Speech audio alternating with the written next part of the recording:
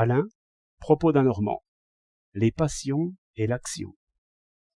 Un homme qui veut ouvrir une serrure difficile et qui se met en colère, bien mieux qui parle à cette serrure et à cette clé sur un ton violent et avec des mots injurieux, un tel homme est bien ridicule. Et il nous arrive 10 fois par jour d'être ridicule de cette manière-là, et d'injurier une serrure ou une autre. Il faut comprendre cet étrange mécanisme qui joint ainsi la colère à l'action. La colère n'est qu'un surcroît d'activité. Quand nous agissons avec la main, il arrive souvent que les dents grincent et que les pieds frappent le sol sans aucune utilité. Cela vient de ce que tout se tient étroitement dans notre organisme. Tout mouvement d'une partie réveille et excite les autres parties. Nous sommes une colonie de muscles, chacun attaché sur son rocher, je veux dire en un point du squelette. Et la plupart dorment ordinairement, les uns simplement relâchés et étalés, comme est un chien devant le feu, les autres faisant machinalement leur petit métier, comme une nourrice somnole en balançant le berceau.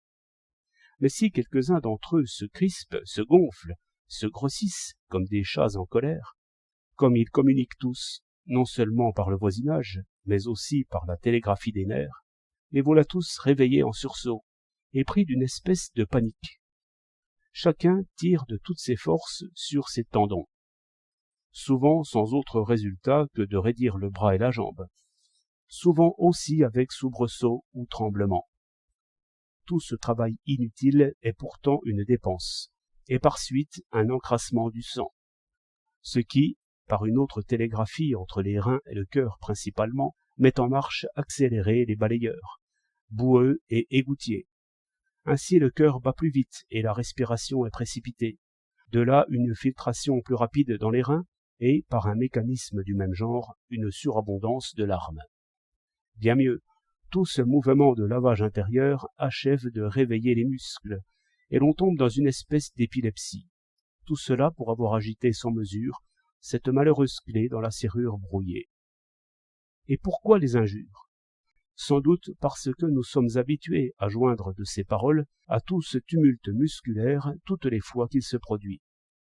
Mais il faut dire, en serrant de plus près cette relation, que l'état violent de la bouche, de la gorge, des poumons, produit par mécanisme des sons rauques et crépitants, comme est par exemple le grondement du chien et l'espèce de râle qu'il fait entendre dans le combat.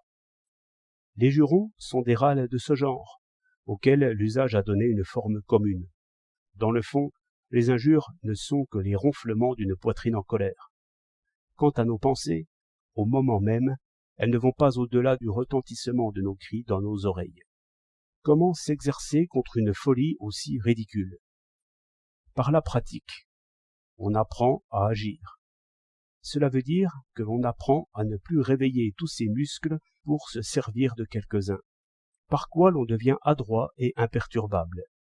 On ne court plus avec ses actions. Surtout, on ne pense plus à la suite de ses actions. Toute notre nature reste en équilibre et en sérénité, et nous ouvrons la serrure, ainsi contre nos frères turbulents. Il faut agir, mais sans que l'action nécessaire en décroche d'autres, et surtout sans que nos opinions, se réglant à leur tour sur l'action, ressemblent à un râle de peur ou de colère. Il faut savoir donner un tour de clé aux prisons sans adorer la serrure. 25 janvier 1911.